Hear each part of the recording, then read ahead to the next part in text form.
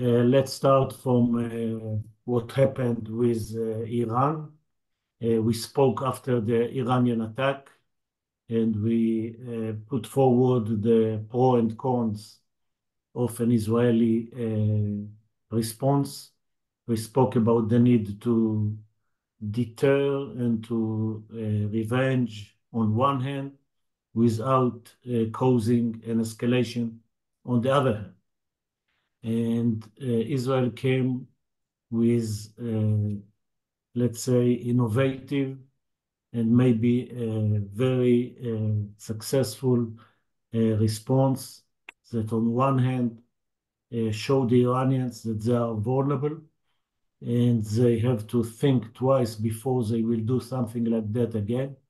And on the other hand, it gave the Iranians an opportunity to deny what happened to them and basically to climb down from the tree of escalation. The Israeli response, according to international media, was launching of three missiles that basically the long range to penetrate the Iranian airspace and destroying an Iranian S-300 radar. And this is basically to say to the Iranians, you are vulnerable, and we can penetrate you easily.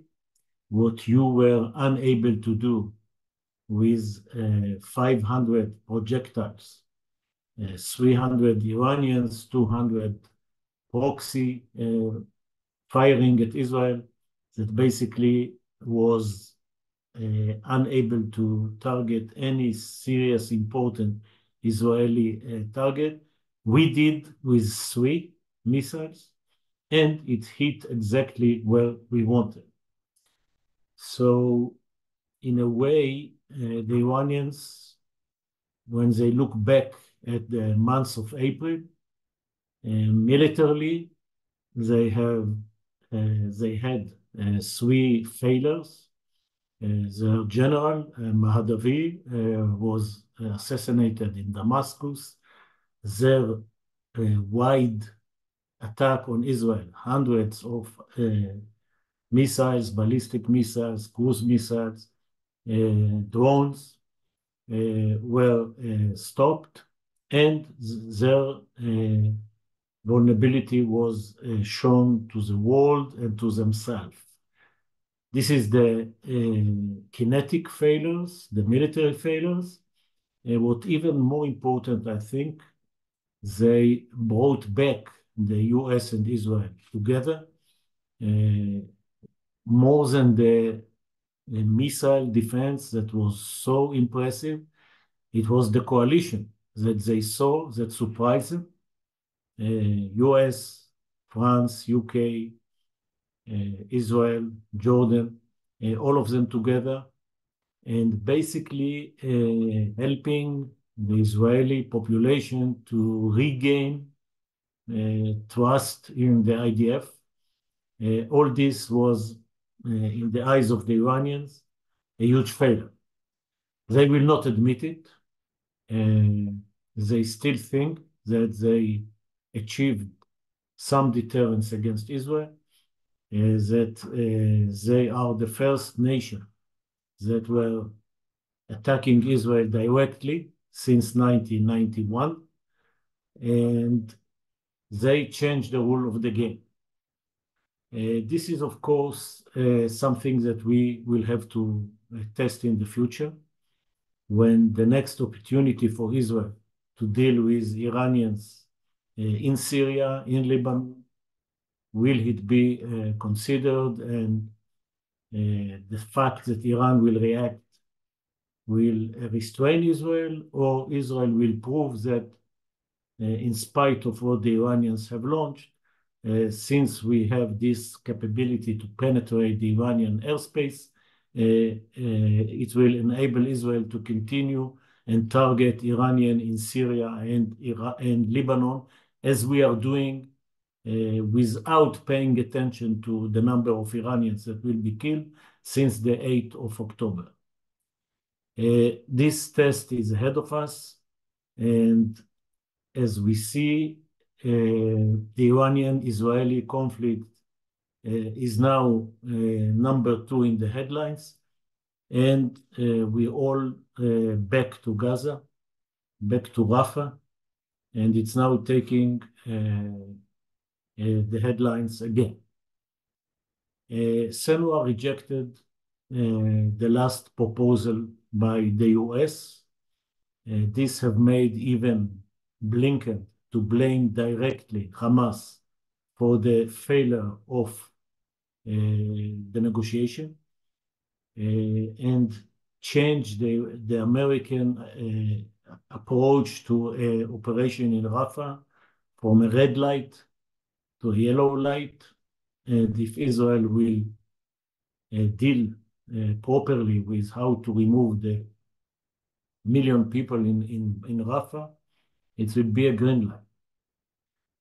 Why Sinwar is not hurrying for an agreement? There is no military pressure. Israel is continuing to attack Hamas here and there, but Khan Yunis, they withdraw from Khan Yunis, the IDF, and Hamas seems to understand that there is red light on Rafah. There is no humanitarian pressure because after the call between Biden and Netanyahu, Israel is opening its gate to 500 trucks a day, which is basically what Gaza got during peacetime. Sinwar look with a lot of hope that Iran and Israel will escalate. There is no alternative to his control of Gaza, with the government of Israel refusing to deal with the day after. He is enjoying to see the tension between Israel and the US, and even enjoying to see some internal tension in Israel. So that's why Sinwar was very, very tough in the negotiation. The last 2 days, Israel is transmitting, and on the ground you can see that if this is the case, they are going to enter to Rafah. I already mentioned the American agreement to that, based on the fact that Israel will deal with the population, and Israel is preparing a tent city for the population, and a new division, a reserve division, was called to replace the regular forces of the IDF in Gaza. So Sinwar is now looking at a credible military approach from Israel. The chief of staff and the head of Shin Bet visited Egypt, and it seems that Egypt is now more involved on pressure Hamas than Qatar. And as we speak, there is a cabinet meeting to deal with maybe a new Egyptian option for a deal, or to decide to continue with the Rafah operation. We are in a crucial point, and the cabinet will have, the war cabinet is now, and then the full cabinet, and we will be smarter by the end of the day. I think the ideas that I'm pushing in the last couple of weeks, saying Sinwar is insisting on end of the war and Israel withdrawing for Gaza. Somebody has to say, okay, if this is the only conditions that Sinwar want for the first stage of the hostages deal, we should demand the whole hostages for these demands of Sinwar, bring back all the hostages, end of the war in the south, at least until Hamas will give us an excuse to restart it again. Then ceasefire in the north, then a diplomatic effort to make sure that the north is free of Hezbollah on the border, and then some arrangement in Gaza which involved replacement for Hamas, and maybe, as you already aware from my previous briefing, some of normalization with the Saudis, which will give a framework to a very positive framework to the end of the war, and maybe changing the government of Israel. We are not there yet.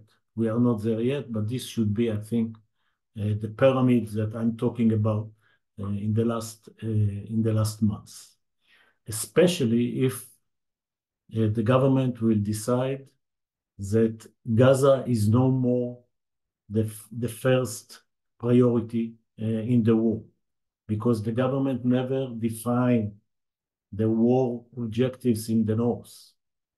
And I think the coalition against Iran give us an opportunity to continue not only on the military side, but also on the diplomatic side, on the sanction side, and finish the war in Gaza is making sense to deal with the north and with Iran.